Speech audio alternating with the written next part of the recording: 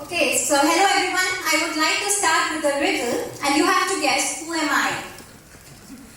I'm a mystery. Since old history, I'm powerful, quite harmful. I like to invade, uncontrollably spread.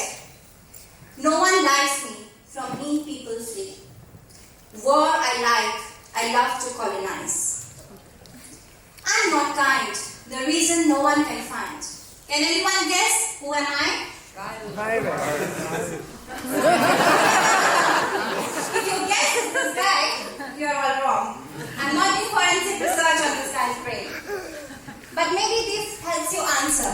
So who am I? I'm a disease. Human life I seize. Any guesses now? Cancer. Yes, it is. It is cancer. So you see how it invades and it spreads all over uncontrollably.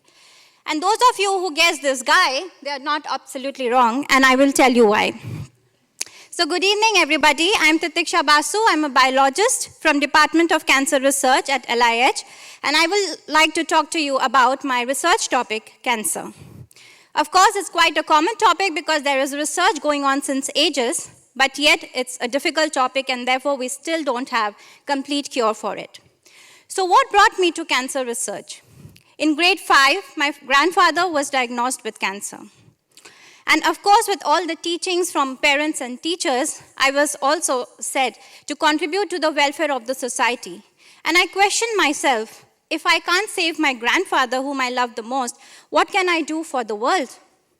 Of course, the question arises, why me? Why my grandfather? And a voice replied, it's not just you or your grandfather. A lot of people across the world are struggling with cancer. Almost 1 in 6 deaths globally occur every year are due to cancer. Cancer knows no boundary. So that's when the apple stuck on my head, and I found a way that this could be the way I can contribute to the world, by finding a solution to cancer. Of course, the ambitious me thought I would find the solution for cancer, not knowing that it's a very complex topic, and I'm still asking what, why, and how it happens. So what exactly is cancer? I think it's quite a common topic. Anybody from the audience? Yeah? Okay. So I'll help you. So cancer is a disease with abnormal growth of cells. You don't have to be really scientific. It's ScienceSlam, right? So it's basically a disease, a dreadful disease with abnormal growth of cells. So what happens? So what happens is, so our body is made up of cells, good cells, normal cells, represented in these green smileys. And then due to whatever environment factors or genetic defects, the green cells, happy cells, turn into unhappy cells, which are the red cells. And just like any other bacterial infection or virus, our immune system fights back. And this immune system also considers the cancer as a foreign substance, and it fights back cancer.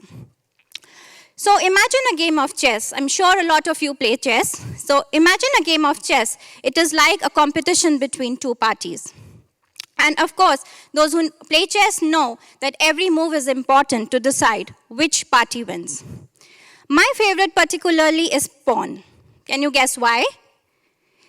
Because they are a lot in number and they can be easily manipulated by 1 step or by 2 steps or by a diagonal step to even kill. Of course, the bishop, the horse, the queen, they're all very powerful. But the pawns, they are small but have a great potential to save their king by just surrounding them or even to kill the opponent king. Precisely the strategy that we want to use. You can metaphorize the pawns for the immune cells which are shown in the yellow cells. And that is what we are trying to do in our research. So what are the challenges usually faced during cancer? Cancer is a very mean and as I said is very unkind. It comes along and tries to manipulate the good cells, which are the green cells, and also the immune system of our body. You can imagine like a Rubik's square. Who plays Rubik's square here? Anybody knows how to solve? Yeah, so I'm sure you know that there could be a lot of ways to solve Rubik's Square, and it can be quite challenging for the people who don't know about it. So Rubik's Square exactly mimics the situation of a cancer. Of course, people who know and have practiced say it's very easy, but I would say it's not easy. We are still here on just this path, even after years of research. And of course, the complexity arises when someone who knows how to solve this Rubik's Square gets another kind of Rubik's Square, which is this. And then, of course, the same person is puzzled how to solve this Rubik's Square. This situation mimics the situation of the different type of cancer and the different type of reasons it happens, like the liver cancer, lung cancer, or kidney cancer. And therefore, there is the need for different type of strategies to have. So, of course, there has been several research over years and, of course, decades that we have the treatment of chemotherapy and immune therapy. But even with that, the problem is that even though the chemotherapy targets the cancer cells, it also has side effects because they are not specific to the cancer cells. And what happens, they are also killing the good cells and also the immune cells. What happens? Exactly. More often than not, the patient dies out of constitutional symptoms, drug resistance, and low toxicity.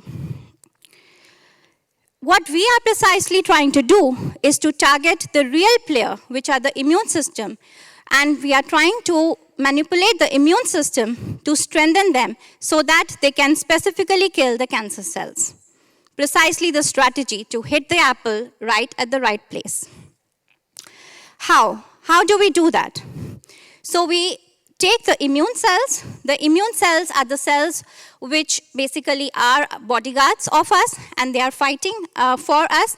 And what we try to do is it can kill the cancer cells, of course, but maybe it's not enough to kill the cancer cells because cancer cells are very powerful. What we are trying to do is we are trying to find a factor, which could be a gene or a protein or anything in the body that can strengthen the immune system and have a strong potential to kill cancer like it kills virus or bacterial infection. So here is an analogy. What happens when a happy, healthy cell starts to think something weird and strange things happen? It leads to destruction, like something what we are seeing these days. And disclaimer that this analogy should not be taken literally, it's just an analogy. So this is something what we are seeing in newspaper every day these days. And I put the cancer cells here. These are the cells which consist of the mean cells, the red cells, the unhappy cells, and also along with it, like I said, that they manipulate the green cells and also the immune system of the body and protect themselves. And on the other hand, we have the happy green cells with its small, we can call it the military force, which are the immune cells of the body. And then one fine day, suddenly the cancer cells decide that they have to invade and take power of the other side. What happens is war.